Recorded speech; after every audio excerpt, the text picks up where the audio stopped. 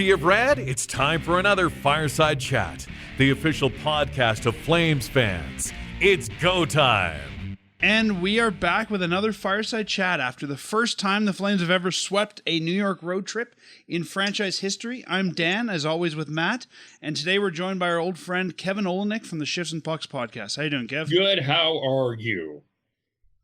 I'm good. Matt, how you feeling after this one? Surprised, to be honest. The two last-minute comebacks by the Flames, pushing them 4 points up in the standings, that's a remarkable thing. And it takes a lot of fortitude by a team to be able to push their way through adversity like that. This is the little NHL team that could. They think they can. They think they can. And they're getting the wins. Let's go all the way back here to the Toronto game. Toronto Maple Leafs coming in against the Flames. Playing. I always think it's weird to see the Maple Leafs in their green jerseys. That always throws me a little bit. But they were wearing their green jerseys here, taking on the Flames, and a 6-2 final in favor of Toronto. Let's start with Kevin. Kevin, what did you think of this one? This was sort of a bound feel. It was a weird game. Like, I think I'm going to say this a lot for this, but this was a very weird game. They got off to a pretty good start. Then the second half of that first period, Toronto took over, and then they tie the game. And I mean, Ryan Huska said the goal was offside, but I swear I watched on Amazon Prime and I went as close as I could. I could not see the puck. I still have no idea how you make any call on that, but I guess they have the technology that I don't. And then the penalty kill let them down. The special teams let them down. But I thought actually, 5-on-5, I didn't think they played that bad. It was just the special that they had that rough stretch after a little late in the second period and the start of the third period. And yeah, that's what sunk them. That special technology they have that you don't is called Jamie Pringle.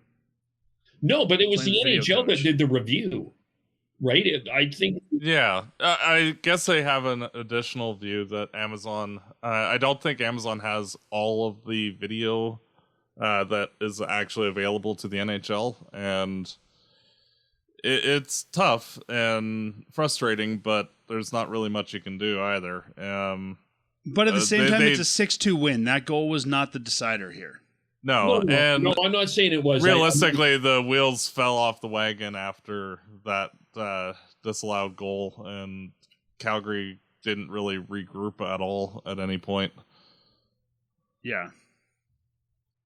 Because, if it had been 2-2, then, I think the Flames might have fared a little better, and it might have been more of a close game, but Toronto scoring shortly thereafter, it just, that was ball game right there. Yeah, I think you're probably right.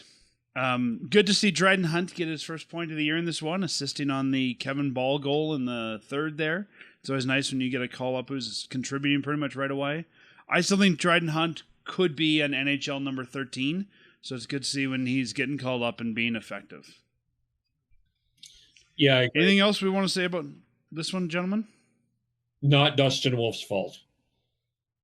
No, I would not have mattered if it was Vladar in net or Wolf. That's kind of why, in our weekly predictions last week, I was suggesting that they put Vladar in because, frankly, it looked like it was a scheduled loss, and it ended up being a blowout regardless. And it's one of those where sometimes you just do not match well with a certain team, and Toronto is a very well-rounded team this year compared to previous seasons, and Calgary just doesn't have the horses to keep up with their team. No, they sure don't. And I think, like you said, we knew going in, this one would probably not be on a goaltender. You've got some of the best scorers on that team. I mean, Toronto much higher in the standings than Calgary. You can't blame any of this on. I don't think you can blame it on any one player, but especially not the goaltenders. No, and frankly, Toronto is actually looking like one of the potential candidates to actually come out of the East this year. because they're so well rounded. Yeah, and how many times have we said that in the past and they crap the bed? True, but they actually have defensemen now, so they might actually. It's really, We'll see. it's really fascinating to see what the Eastern playoff matchups look like, because I think that the East is wide open. I think that there's a potential for a few teams to advance. Mm-hmm. I agree. Well, speaking of the East, the Calgary Flames went on their 3-game New York swing here through 3 Eastern Conference teams. And if you're going to give up points, I guess you want to give them up to Eastern Conference teams, not West. But Flames did a good job not really doing that. The first game of the trip, they were taking on the Broadway Blue Shirts, the New York Rangers, in Manhattan, and got the 2-1 win on that one. Kadri had a goal and an assist, and the Flames ended their 3-game skid here. Matt, let's go to you first this time. Well, Calgary just simply played a significantly better game. They pretty much dominated the Rangers, frankly, throughout the contest. And as I was watching the game, it was more of a what's actually up with the Rangers more so than what Calgary was doing, because like they had nothing going their way. Like they did score a couple of goals, but like it was kind of like, oh, they randomly scored. That's the first time they've been in the zone in for like 5 minutes. Yeah, the Rangers did seem off here. Yeah, and it was one of their worst games that I've seen them play in a long time. And like, it's not surprising that they're kind of on the playoff bubble after being the President's Trophy winner last year, because the level of inconsistency in their play from all 4 of their lines was actually remarkable to see. Kevin, what were your thoughts? This was so weird. It was surprising to see the Flames being the dominant team carrying the play, and it was so. But hey, give them credit though too. I mean, you come off that it's a tough loss. It's an ugly loss against Toronto. No matter how you slice it, you don't want to lose 6-2. You bounce back in a back-to-back situation, and you find a way to win and play a much better game. You get 2 points, and you know what? Again, just in Dan Vladar, he only had to make like 12 saves in the game, but I mean, he again was put in an awkward situation in a second of a back-to-back, and continues to prove his mettle. I think one of the smartest things that the Flames did this year was not trade Dan Vladar. We're seeing what Devin Cooley's struggling with the Wranglers, why you don't do that, and it wasn't worth it at this point. And Nazem Kadri again comes up with a big goal when the Flames need it. He has done this all year. I don't think he's getting enough credit for it. I'm trying to look up the third. He's not top in third period points, but he's pretty... Like, he's been a key, and this wasn't a third period game, but he's been pretty key in scoring some really important goals this year. He's not getting enough. I don't think he's getting enough credit. So I think, yes, the Rangers found a way to play a couple of worse games through the week than this one in Calgary. They said, hold my beer for the rest of the week. But give Calgary credit. That was a back-to-back game. We'll see the Calgary loss and we'll raise you. Yeah, exactly. Yeah, no, I thought it was a good game for the Flames. It was one of those games, and I mean, we've seen this from the Flames over the years, but especially this year, when they want to play, it seems like they can go out and do it. Like, if the Flames want to go out there and play a game like this, they're obviously capable of doing it. The challenge becomes for them, how often can they do that, and how often do they have that in their tank to do it? But there's a great example when the Flames want to do it, they can.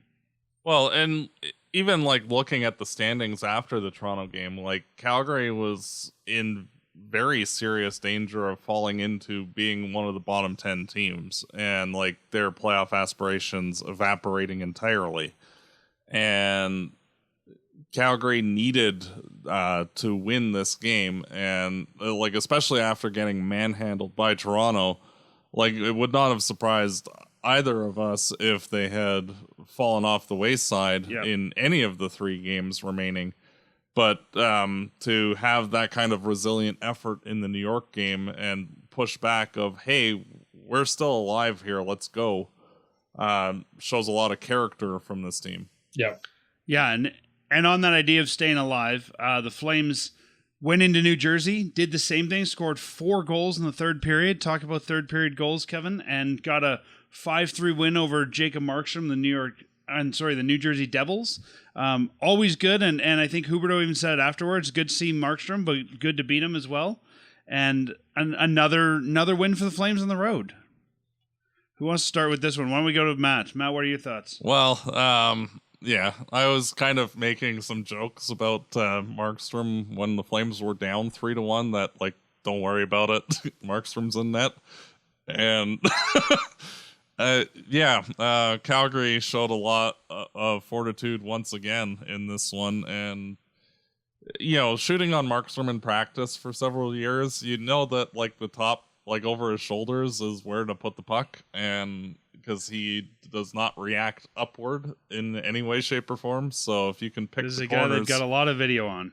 Yeah, so if you can pick the corners, you're good. And crediting Miramanov and Huberdeau for picking those corners quite effectively late in the third period.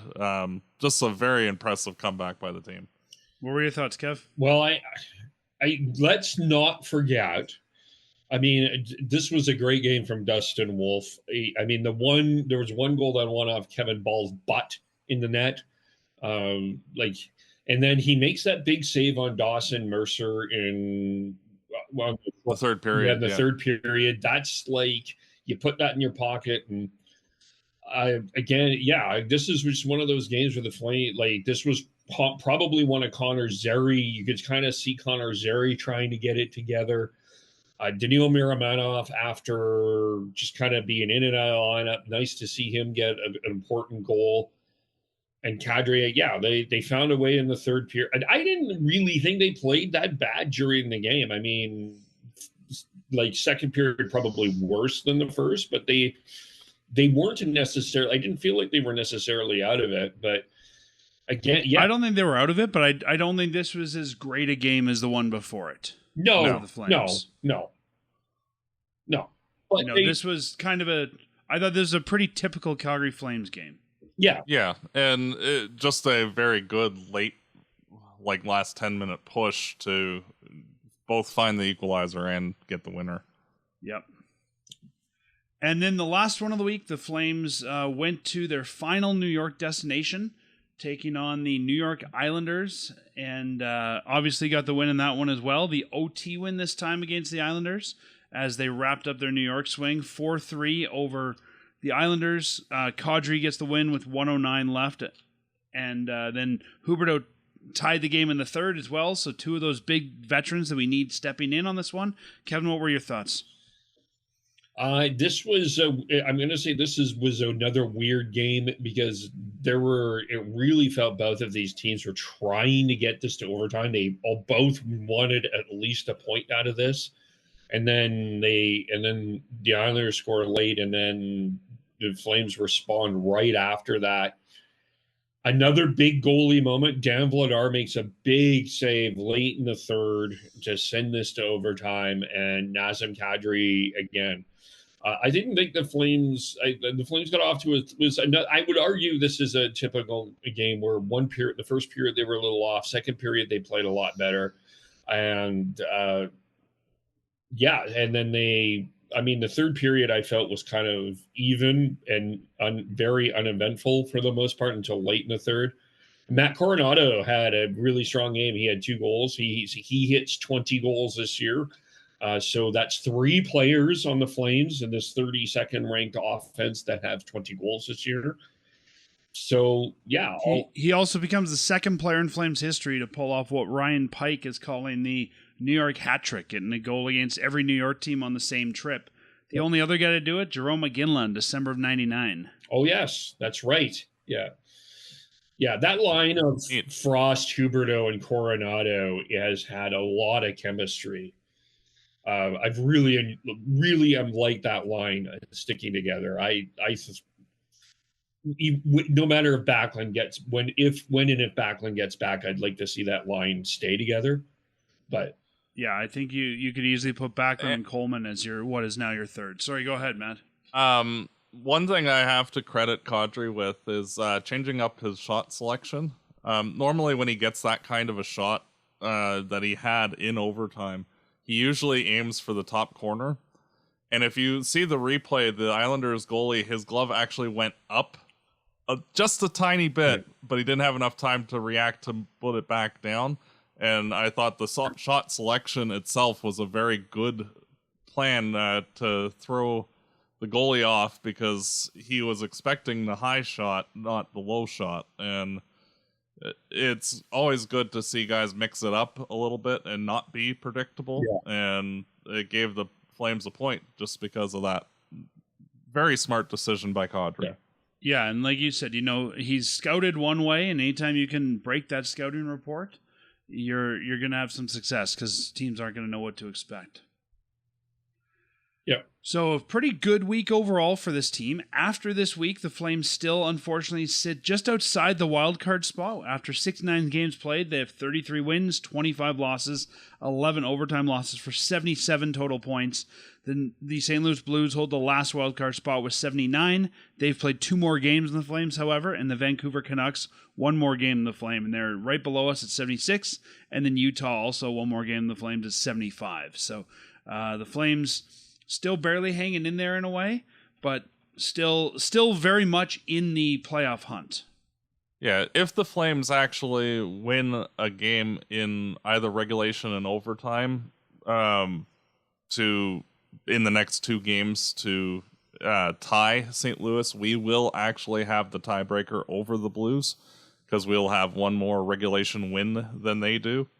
If we win in a shootout or get 2 overtime losses, St. Louis has the tiebreaker in that scenario. So we kind of have our fate in our own hands in that particular scenario. Which is the way you want this, because when I look at the way things have been going, I was kind of worried that the Flames would get in or out based on other teams' actions. But I think this team right now needs to keep their own destiny in their own hands. And they kind of do control their own destiny at this point, right?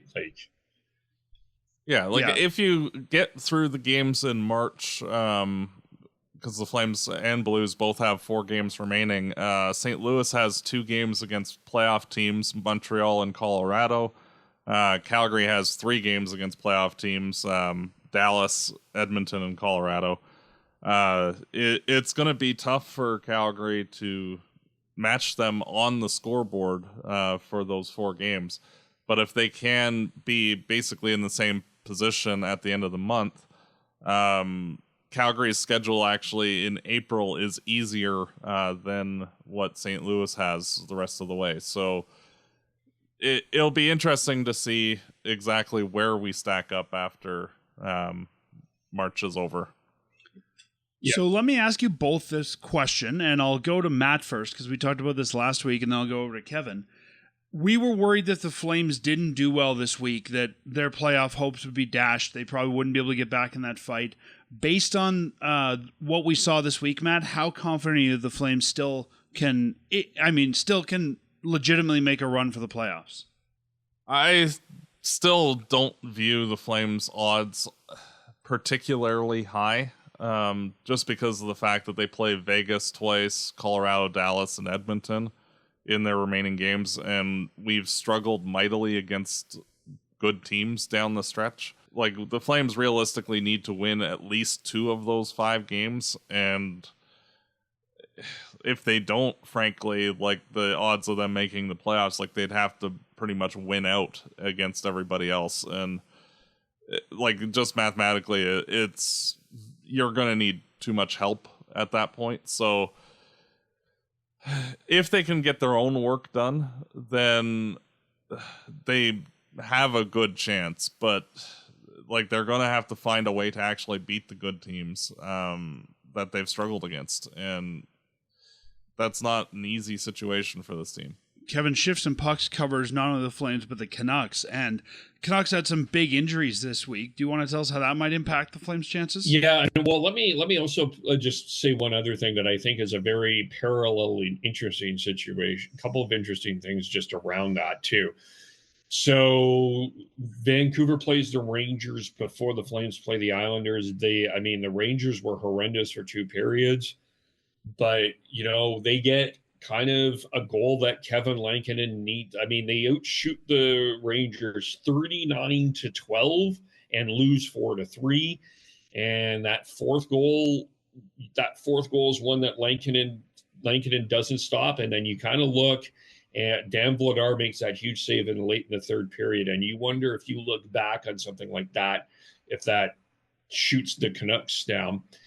Utah's still in this, so I mean, I'm gonna have to put them. I don't see Utah making the playoffs. I mean, they played yesterday. They did beat Tampa, but they played a man named Benjamin Halverson, who played his first ever National Hockey League game at the age of 28, and his save percentage that game was .792. So he didn't exactly play. He didn't play Andrei Vasilevsky. They will play Andrei Vasilevsky this week.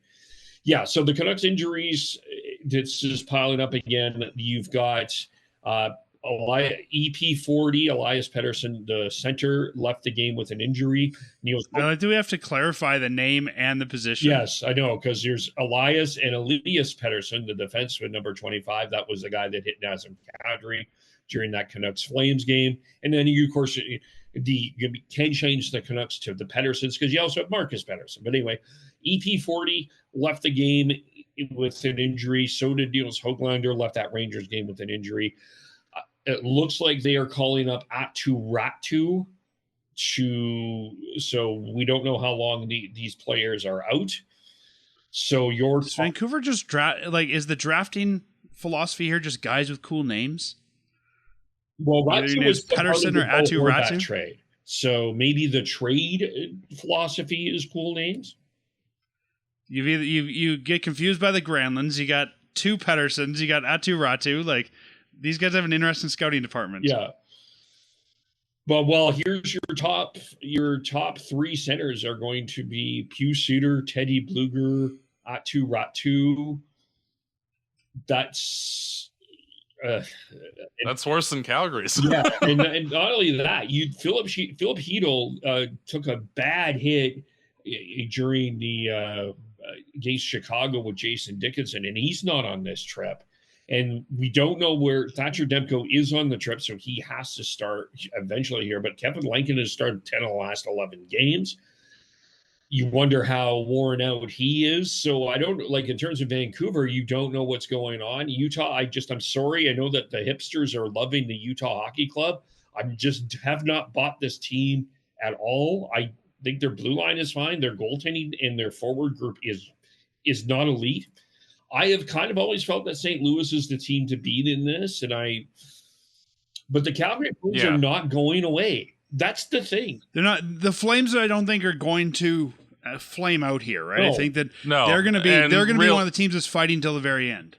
Yeah, realistically, this week showed that the Flames are not going to fall into the bottom 10 or anything like that, and the wheels aren't going to fall off the wagon.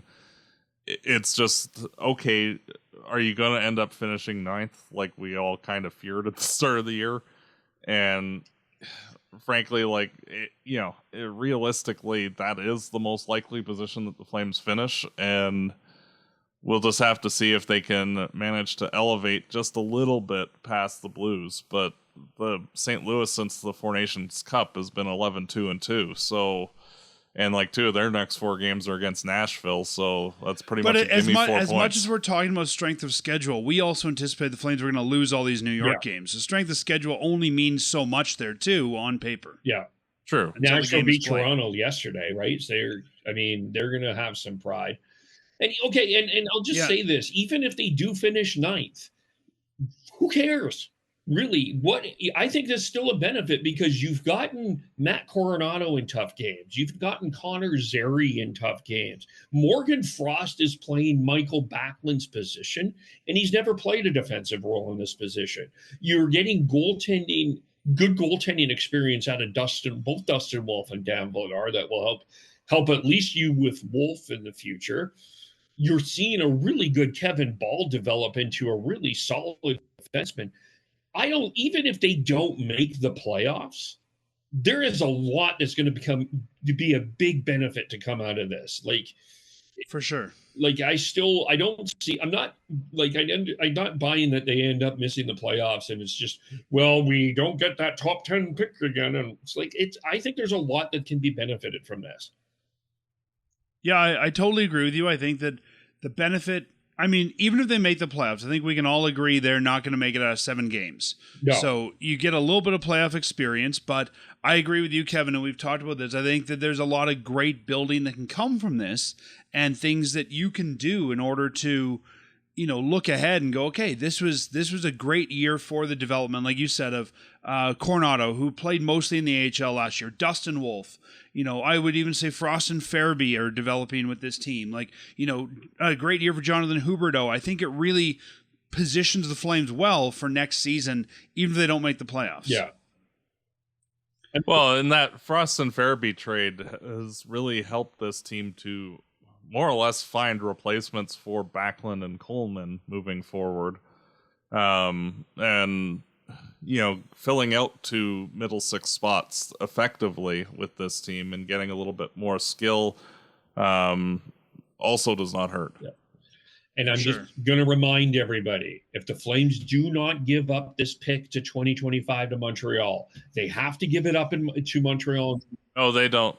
No, Florida would have to finish in the bottom 10 too for it to slide to 26.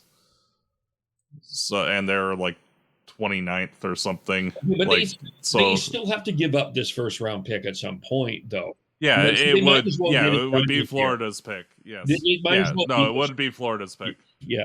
Yeah. If we can't figure this out, who at the league is in charge of figuring this out? This is the well. I've read the textbook of the trade conditions. So yeah, no. Like, do you think they've hired some new guys to the registry just to figure out this trade and then temporary position until all right, the pick's been moved, you're out of here. Crack out the binder.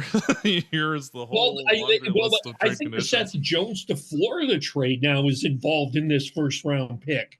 Yes, it is. Oh gosh. Yeah, because if the Flames pick like in the top 10, Florida's pick goes to Montreal, and the Seth Jones pick slides to next year in that scenario or some such. Like it's Why do I see a big delay at the draft this year when one of these teams goes to make a trade and they've got to sit there for 20 minutes and figure out, can we trade this pick?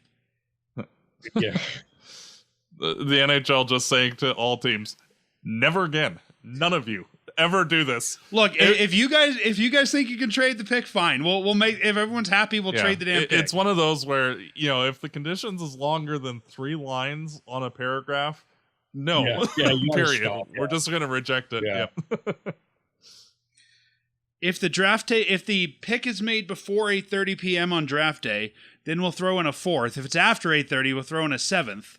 Like, you can get all sorts of goofy stipulations on this. Kevin, we had the idea after trade deadline. You tell me what you think. I want to see some GM trade future considerations for future considerations. I think future considerations would have been more straightforward here than this trade. This trade, right? Yes. I will think warmly of you in the future. Also, yes. Well, nothing even says it has to be warm consideration. It just says you have to consider them. You could just be like, you beat us again.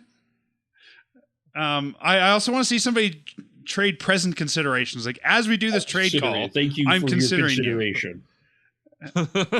That's right. I want to go back and look at the last time future considerations actually used. I think it might be like the Fleury trade. Islanders trading Shillington to Anaheim.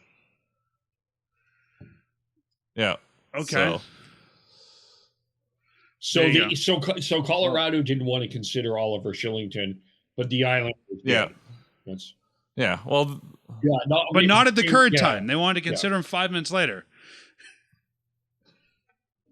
All right. Well, interesting. This is why we're not NHL GMs, boys. The Flames still have 2 first-round picks because they have New Jerseys and they have Vegas's.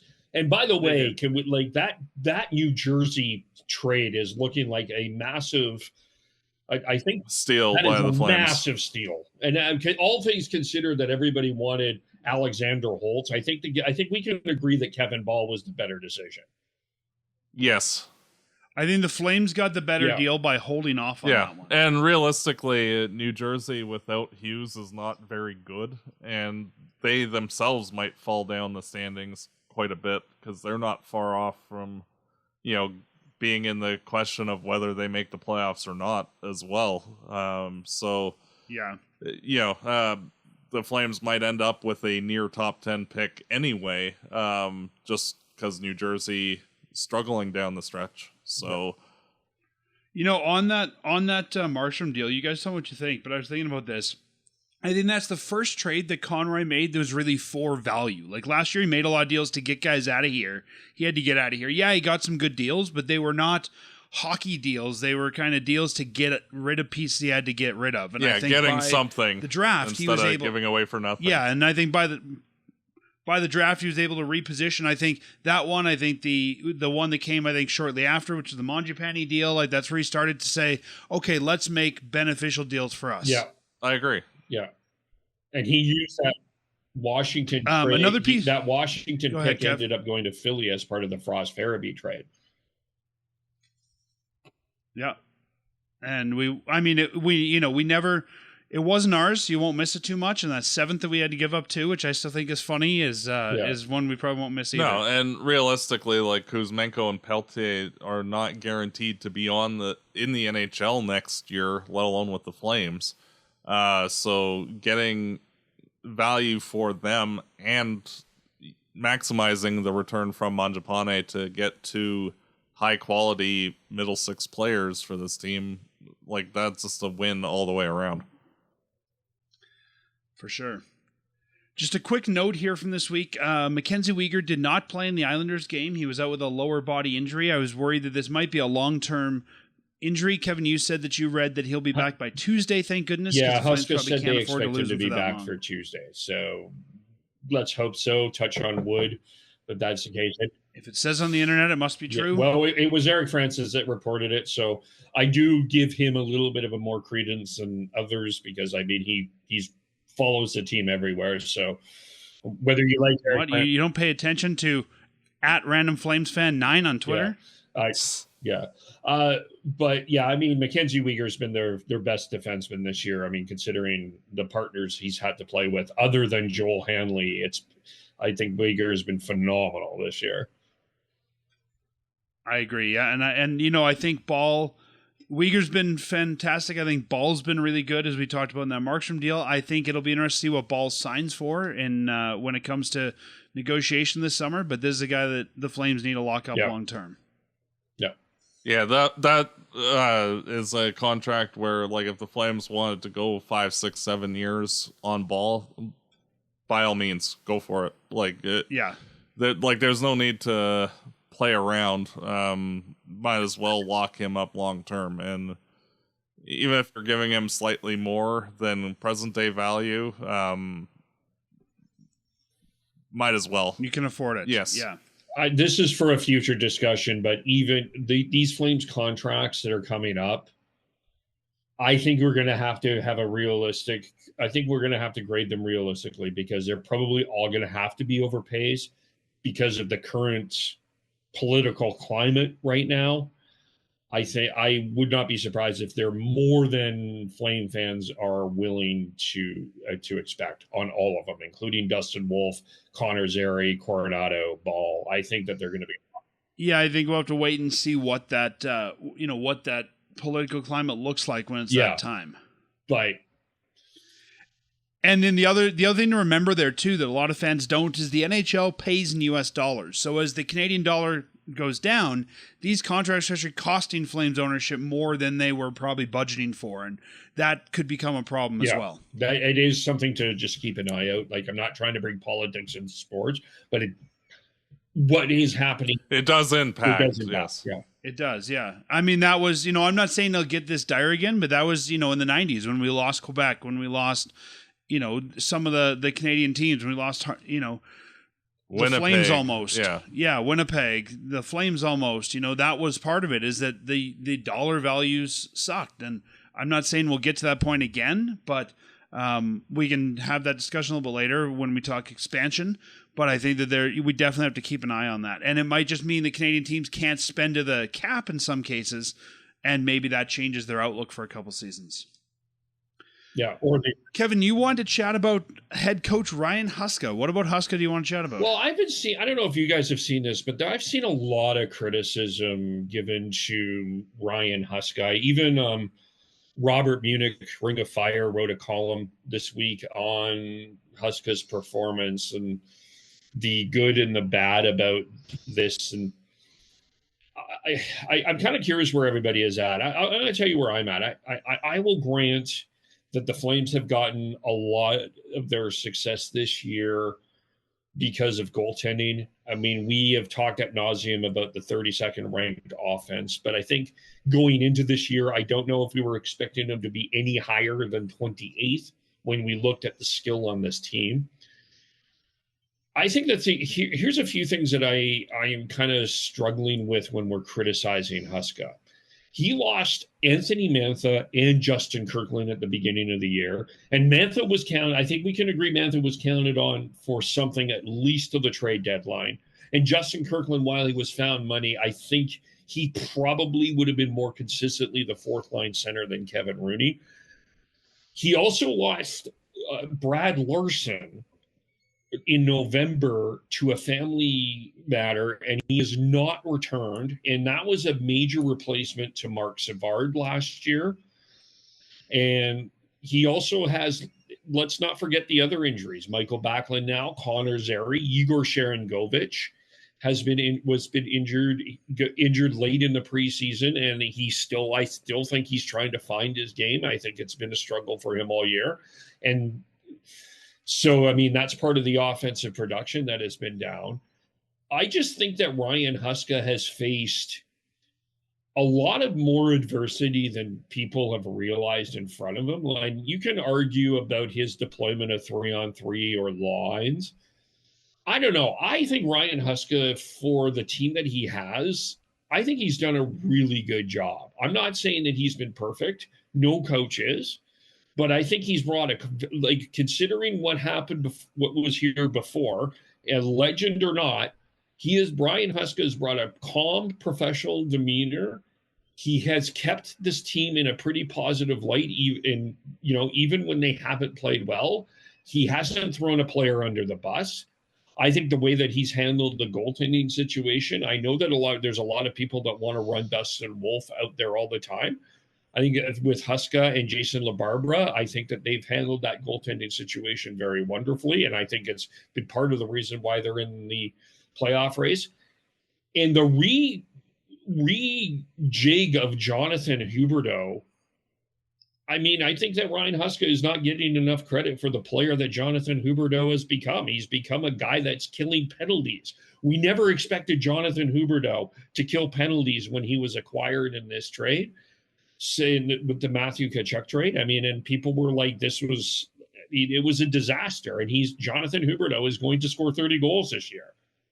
So I don't know. I think Ryan Huska has done, with all of this considered, I think Ryan Huska has done a pretty damn good job this year.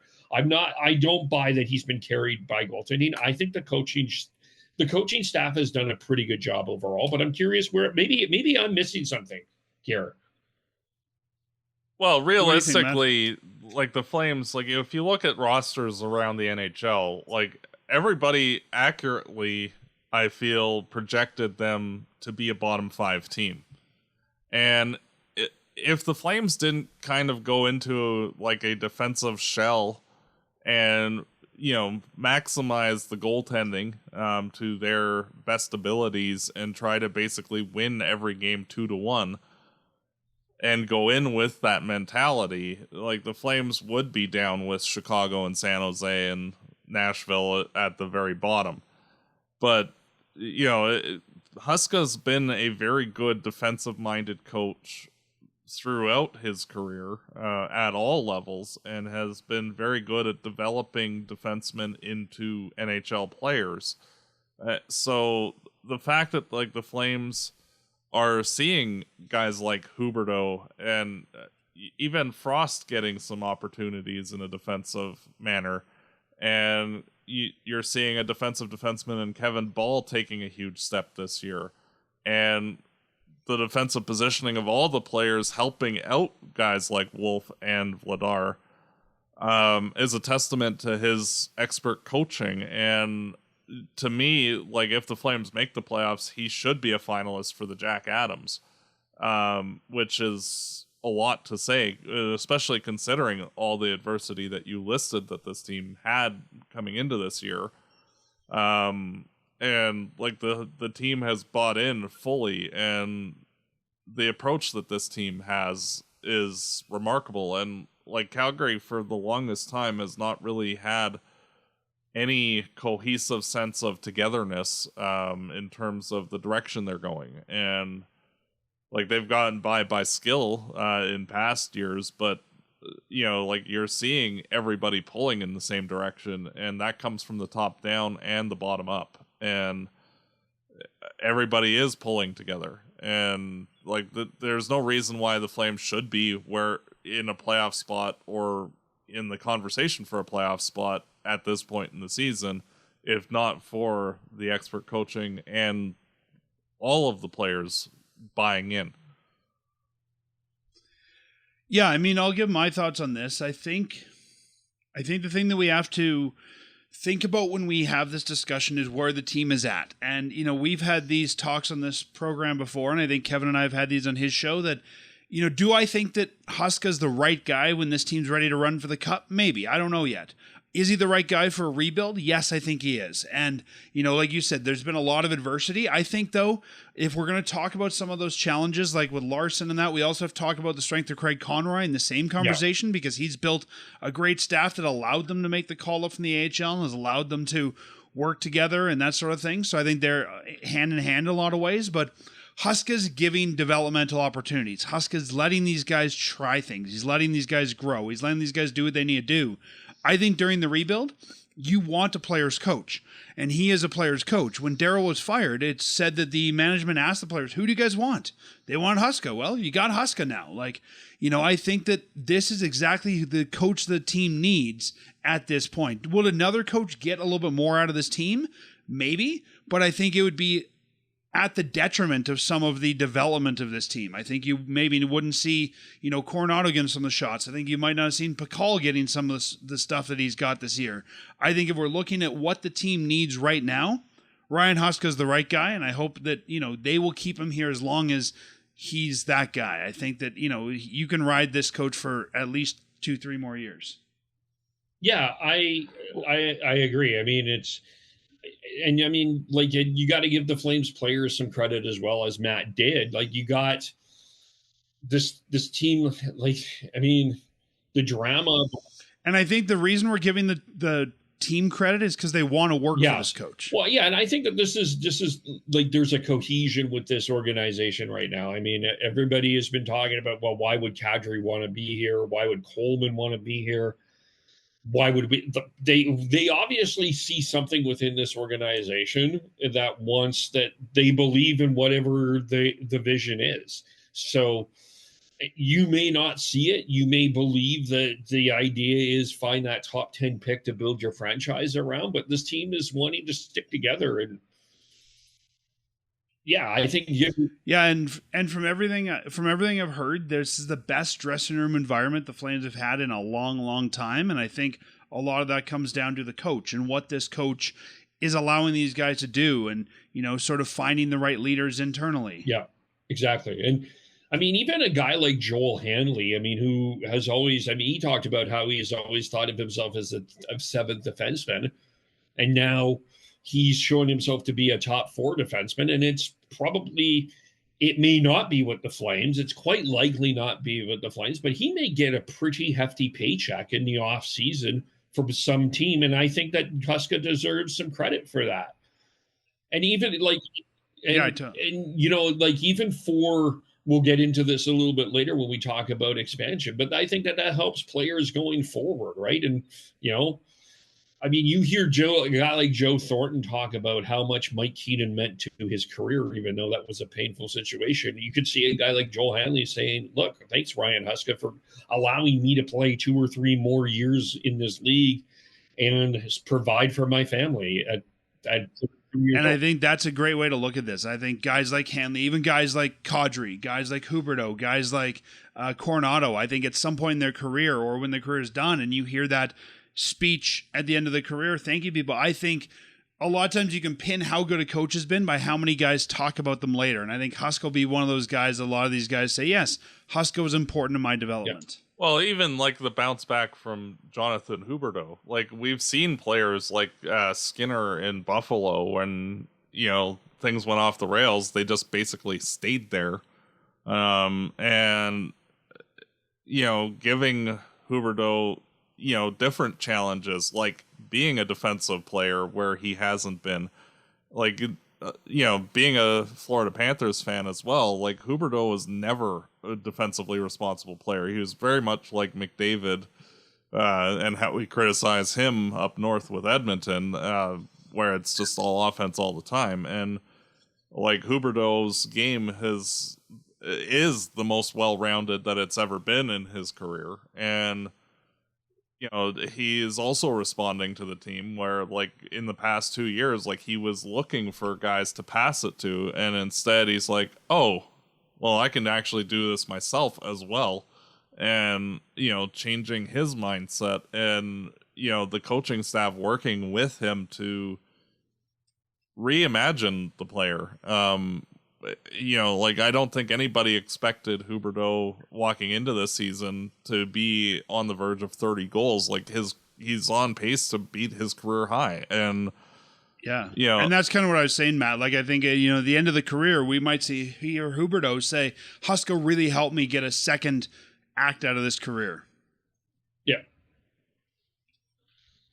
Well, and like, to be fair, like everybody basically chided Huberdeau, saying like he's the worst contract in the NHL. And frankly, with how he's playing, he's very close to what his actual contract is worth. And, like, for him to be able to bounce back like that has been amazing, frankly. And, like, Calgary, like, moving forward, like, especially if this kind of persona that this team has can carry forward, if you can slot in another couple of scoring players into this team and they fit successfully, like, this team could actually be a dangerous team in the next couple of seasons. But, we have to wait and see for the offseason on exactly what moves will be made. Yeah. For sure. Yeah, no, I mean, I think anyone who's criticizing Ryan Huska probably is uninformed. Well, and especially like, like looking at, they can't score. And so, like Huska's inhibiting guys. No, Calgary just doesn't have scorers. Like, realistically, like, they need another 2 or 3 guys who can actually put the puck in the net. They just don't have them. The coach is not in charge of player acquisition. The coach is there to get the most out of the players he's given by the general manager, and I think we can probably all agree he's done that. Yeah, like, frankly, Calgary was supposed to be a bottom 5 team based on the roster, and everything that we've had this year is a credit to him and everybody in the room, because they're sure not playing like a bottom 5 team. And the two biggest criticisms that I'm hearing for Huska is, one, why is Kevin Rooney playing so much? And the reality is that they had a better solution to Kevin Rooney earlier in the year. They would have played him. Clark Bishop was not the answer. Rory Cairns. They've tried. They totally tried. They tried Rory Cairns, but it didn't work. Right? And I think Kevin Rooney's playing some of his best hockey right now. And the other one is Igor Sharangovich. And, like, I don't know if we know what's going on with Igor, but I think that Huska does. And I think there's more to that situation than just, talking about buyouts and healthy scratches. I think that Huska's trying to play this guy back into his confident situation. And if Igor Sharangovich turns it around, this is another 25, 30 goal scorer that you have. Show me a player that hasn't had a bad year at some point, who's, a middle middle lineup guy, right? Like, yeah, sure, Sharon Govich maybe isn't looking good this year. He looked fantastic last year. Why are we writing him off already? Well, and like to go back, Michael Backlund, that 1 year, he strained his abs in the first like couple weeks of the season, and like his whole year, he sucked that year. And if we had thrown him out to the Wolves at that point, we would have lost out on like 12, 13 years of excellence that he's consistently had. And just because a player has a significant injury right off the hop that derails their season doesn't mean that that's the guy the rest of the way. Yeah, I would even say even if it's not an injury, but you just have a bad year, that's okay. Look at Huberdeau. Yeah. So, I think when we have these discussions, we have to frame them through what is the lens in which we're having it. And if the Flames were a top contending team, and, then I think the Rooney situation, the Sharon Govich situation would probably be handled differently. If there's a team that was in their window and, was number one in the West, we'd have a different conversation. So I think when we have these conversations, we have to remember where this team is right now. Yes, maybe Rooney's not the best player there. Guess what? His contract's up at the end of the year. Are we going to look back at this season and say Kevin Rooney's the reason the Flames didn't make the playoffs? No, we're not. No, and like that kind of conversation's not, all of the conversation is like, wow, the Flames weren't a bottom 5 team because of X, Y, Z. Wow, those guys played so well. And, if anybody's playing at the bottom 5 team level, well, frankly, that's where the team should be based on everything. And look at the teams we talked about earlier: Vancouver, Utah, Seattle, St. Louis. They've all got, I would say, one player that you question why they're on the roster. This is not unique to Calgary for a team fighting for the wild card. No. Right? So, it's not as though Calgary is Calgary's an anomaly and has a Kevin Rooney. Like, everyone's got that. And we'll talk about expansion, but the more they expand, the more that's going to happen too. So, this is the makeup you expect for a team in this situation. Yeah. The bottom line is Ryan Huska does not have the 4-nation rosters that we saw earlier to pick from. He's got to pick from what he's picked from, right? And, Yeah, and I mean, even when we talk about picking, technically he doesn't even pick them, right? Conroy is the guy that files the paperwork to either bring the guy in or call the guy up. Now, they consult, but, we talked about lineups earlier, putting Frost with Coronado. Like, that is the coach's job. Who's going to play with who and how much time do they get? You can't fault the coach for any of that. He's done a great job with the pieces he's given, the numbers he's given to work with on those jerseys. I think he's done everything he can. I agree. He does not deserve the criticism that he is. Not. And, you talked earlier about parading, Kevin, you talked about parading, Wolf out in every game. If not for the way the coaches handled the goalies, I don't think we would know what we actually have in Dan Vladar. Yeah. I think that's been, and Matt and I talked about earlier in the season, even when you get shelled by 6 goals like in Toronto, he's not changing his goalies. He's leaving these guys in there the whole game. That's a unique coaching decision, but I think that's what we need right now to figure out what we've got. This is a 2-goalie league. This is not a 1-goalie league, as much as everybody is so enamored with Dustin Wolf, and you should be. He's been phenomenal. He's in the Calder conversation. He's probably going to get some Vezina votes. I'm not going to dispute that. But it's still a 2-goalie league. And you don't even need to go too far up. Go about a 2 to 3 hour drive north to realize you need 2 goalies. Yeah. Mm-hmm. Edmonton would be glad if they had one. Actually, come over here to the other side of the Rockies and realize what the missing of Thatcher Demko has been this year. Like Kevin Olenick. I was about to say that. I think look in Edmonton, look in Vancouver. I think even look at Seattle. And you look at like both Vancouver and Edmonton as a perfect example. Like if Edmonton had a good goalie and had Skinner as the backup, they're ahead of Vegas for first right now. And if the Canucks had Demko, like they're easily up where Edmonton and LA are right now. But if you don't have the secondary pieces, things get very difficult very fast. Yeah. They sure do. Well, guys, let's move on here. Just a quick note. We probably don't need a lot of discussion on this, so we can get to one of our main topics. But, Kevin, you know that Matvei Gridin, the Flames' second first-round pick last year, his junior season is now over. So you were wondering if he might get a tryout contract with the Wranglers this year. We see that quite a bit with NCAA players, especially. I think the Wranglers could use some firepower going into the playoffs.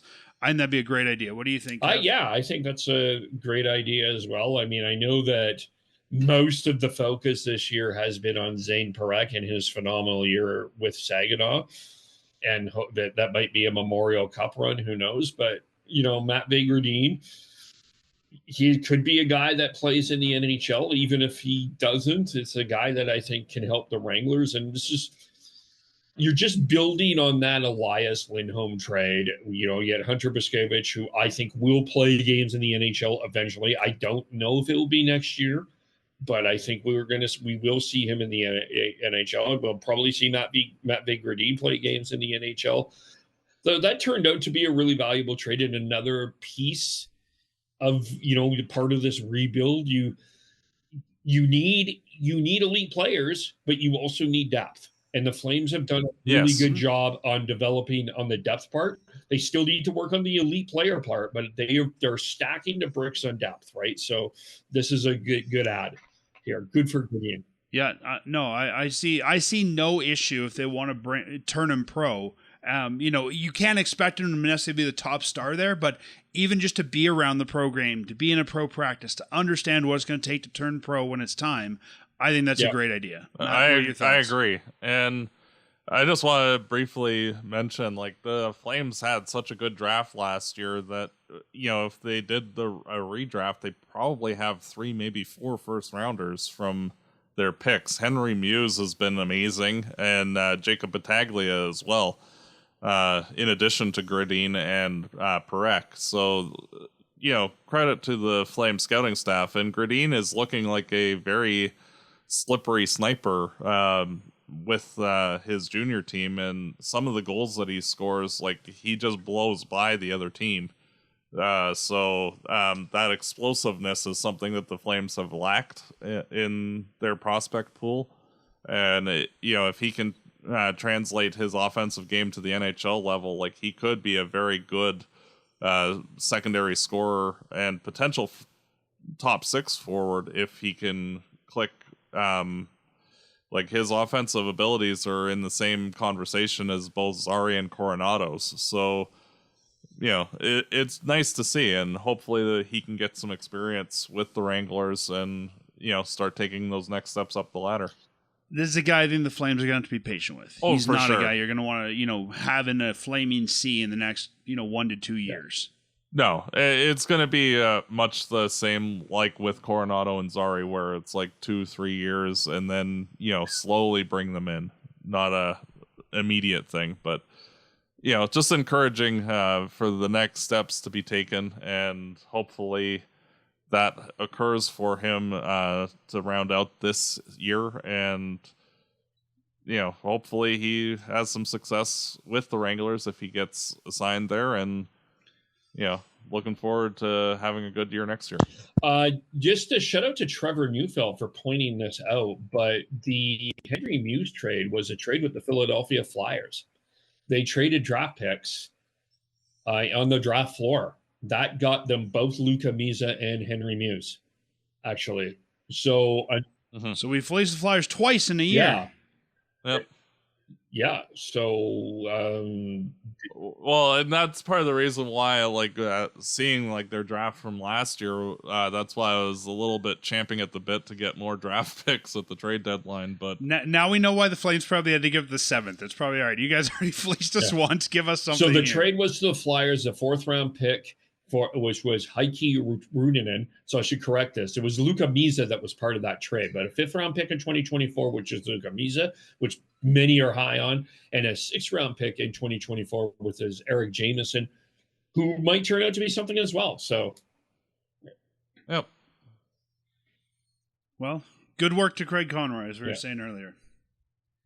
Kevin, you wanted to have a discussion here, and we still have a little bit to discuss. We don't want to go too far on this, but expansion. We heard this week at the GM's meetings that there's been some discussion of potentially 2 more teams expanding, potentially 4. What do you want to chat about when it comes to expansion? Well, I mean, I think there's a lot of talk about where, and I don't want to get into that. I mean, I think we kind of know where they're going for the first 2, but now Houston and Atlanta are rumored to be the first 2. So, but I saw a lot of people talk about this online, and I guess I'll just ask it. Do we have enough players playing hockey to expand to 34 teams? Yes. Yeah. You're going to get some deadbeat teams. It's just like how things rapidly expanded after 67 and then in the 90s, where like there were just some awful teams at the bottom of the standings for a while until things caught up. And, you know, like the NHL, like even if they expanded to say 40 teams, like there would be 5 or 6 teams every year that are just god awful. But, you know, it's one of those where money talks, unfortunately. And like, I'm not really fussed on like the idea of expanding the playoffs beyond 16 teams. No, I'm unless not you go like full out and go like 32 teams in the playoffs and, you know, March Madness the hell out of it. Yes, but like that's about the only thing that, you know, like I don't want to see like 20 teams make it and, you know, like a play-in round or anything like that. No, I don't want that either. I mean, are there enough players? Yes. Remember that there's players outside of North America right now. I mean, Josh Levo, who's been both a Flame and a Canuck, 80 points total in the KHL this year. You know, like there's guys overseas that I think would come back, definitely. There's AHL tweener guys who would get a shot. I mean, we were talking about the Rooney thing earlier. Rooney would go to another team. We'd pull up, you know, let's say Clark Bishop, and things would continue. And I definitely think there's a lot of hockey players out there between AAA, you know, between NCAA. We'd probably see more free agents getting, you know, brought into the AHL. Like, I think the hockey ecosystem will support it. I think, though, you will see that there will be, I mean, do we have, let's say, 6 more top-end goaltenders? I don't know, right? Like, there will definitely be a change of, like Matt said, I think you're at the tipping point now where there's really not a lot of bad teams in the NHL, but I think you will get to a point where there's going to be bad teams because there's just not going to be enough top-end talent to go around. Yeah. Yeah. I guess. Is the talent there? Are the players there? Sure. But are the top-end players there? Probably not.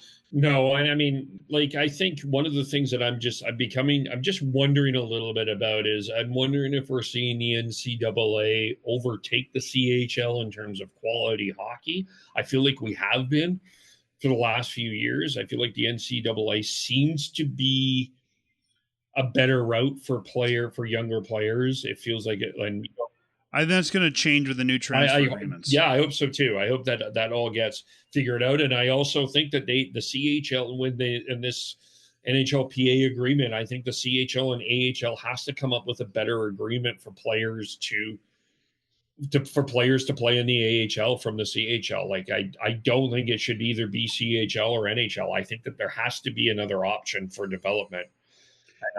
If anybody's going to suffer from 4 more teams, I think it's going to be the ECHL, because I think there is a gap between the ECHL and the AHL. You're going to see 4 more AHL teams, which means let's call it 4 more 25-man rosters. I think there's going to be a lot more of those top-end ECHL guys that would end up moving to the AHL, and I think the ECHL is going to have to find other players, and I think that could kill off some of their market. Yeah, I also think that one other area that I hope develops, and I think that this is just following the CFL and the Combine this week and some of the controversy around that, I think we need to have a good conversation about youth sports in Canada, and that includes in hockey as well. I mean, we do have university hockey. It needs to be. We need to promote that as an option, not just NCAA, right? Like the youth. I think that's a bigger discussion, though, because it's not just a come play here. I mean, there's a lot of money tied up in NCAA sports. Yes. There's not in Canadian youth sports, right?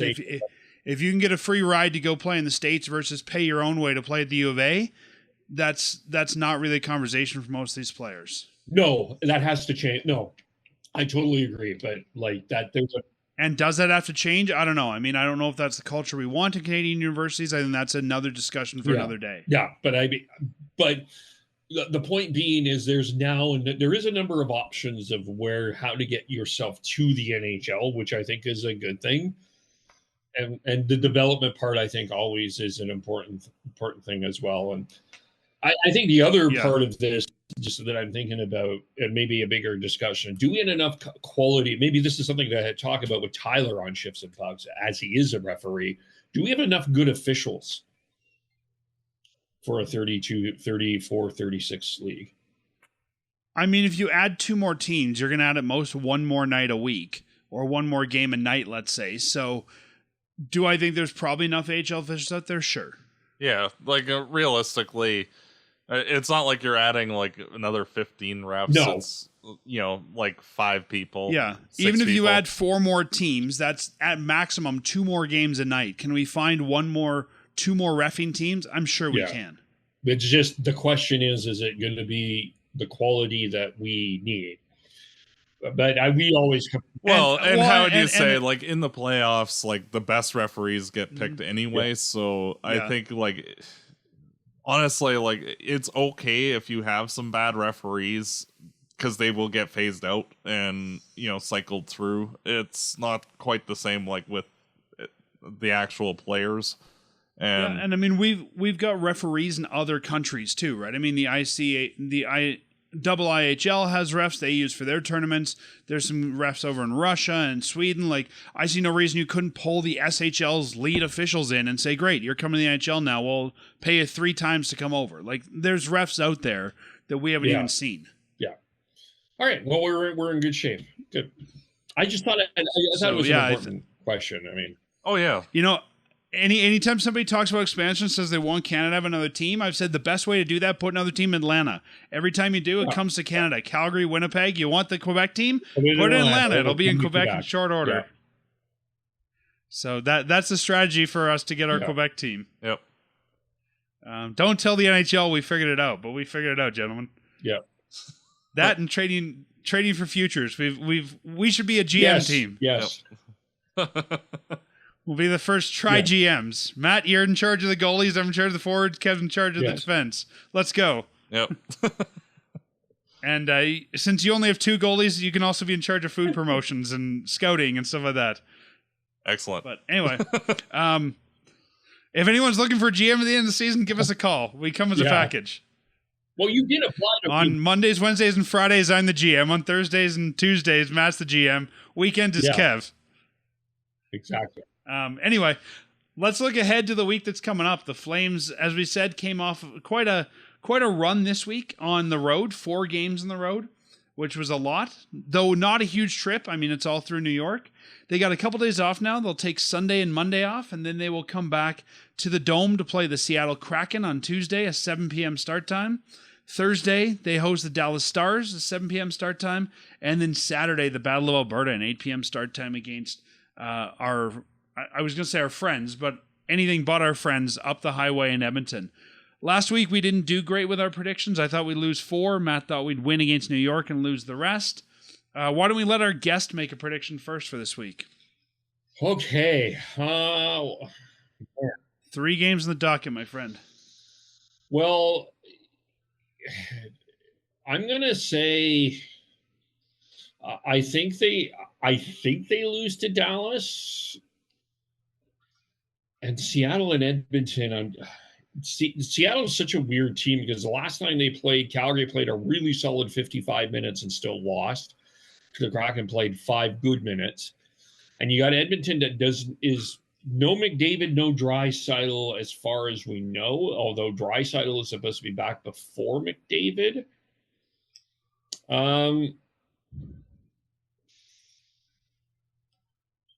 So you got a win against Seattle, a loss against Dallas. We're just trying to figure out which column to put Edmonton. Yeah, I'll give the win here.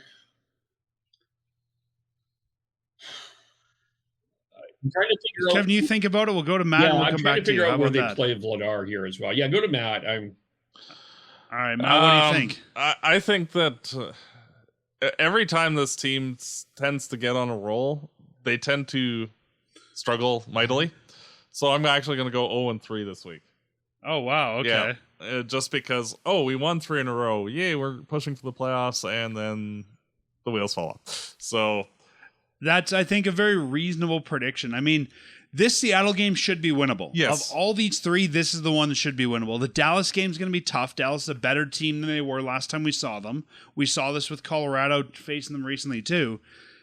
Like Kevin, I'm not sure about the Edmonton game. It's going to depend on who's healthy and who's not, but I'm going to say the Flames are going to win Seattle and Edmonton and lose to Dallas. I'm going to go opposite. I'm going to say they beat Dallas. They played Dallas really hard a couple of weeks ago. I know it's a bit of the only major difference here is Mikko Rantanen is in the lineup, and Mikko Rantanen was not in the lineup before, but I'm not entirely convinced about this Dallas team. I think Calgary can beat them.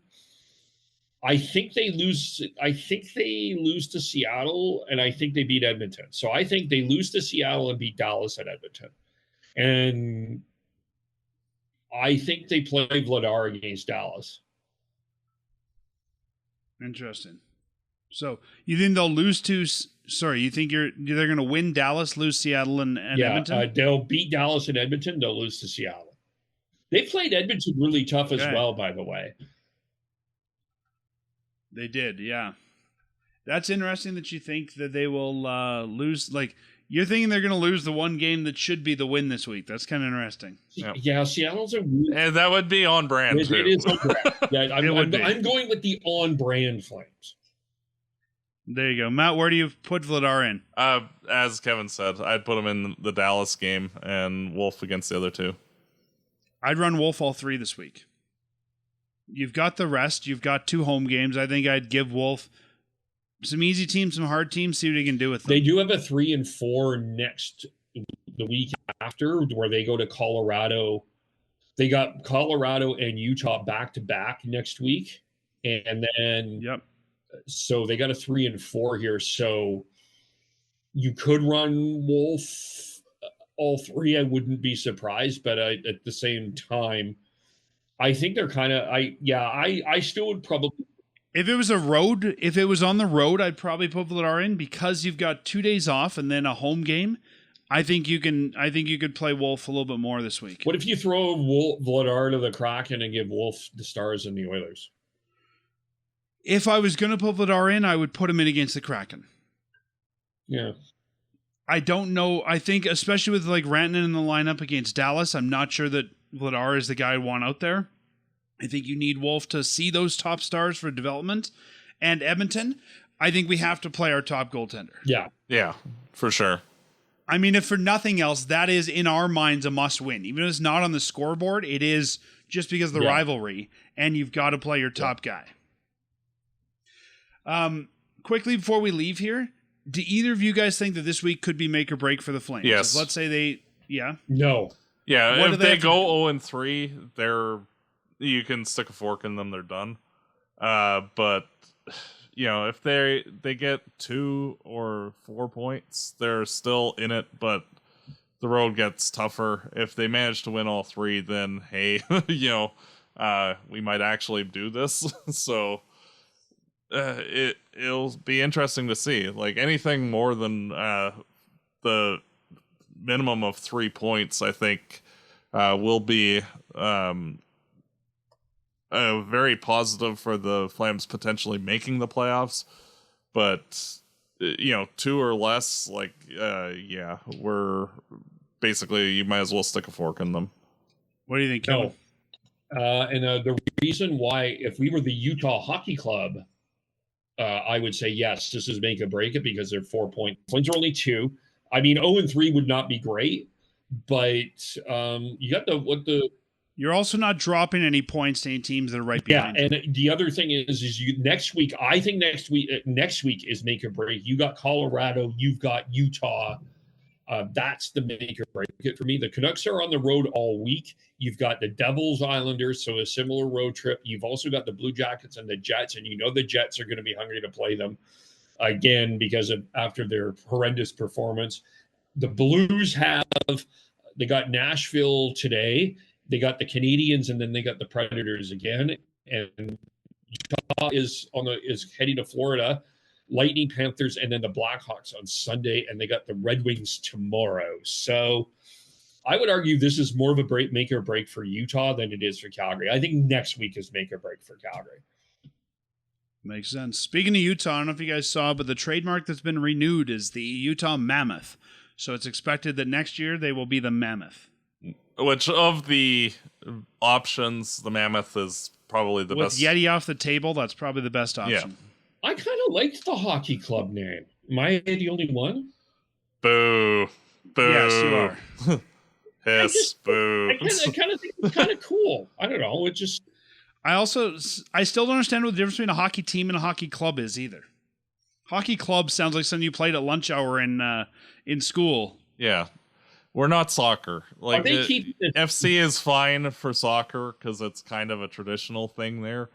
It has no place in hockey, so like they came in without a name because of the urgency of the situation. That's an exception rather than and they need a name. My thing is I don't care as much as the nickname. I actually hope they keep those jersey colors because I do like them. Oh yeah. No, the jersey colors I think will stay. I don't think that they need a name. They do.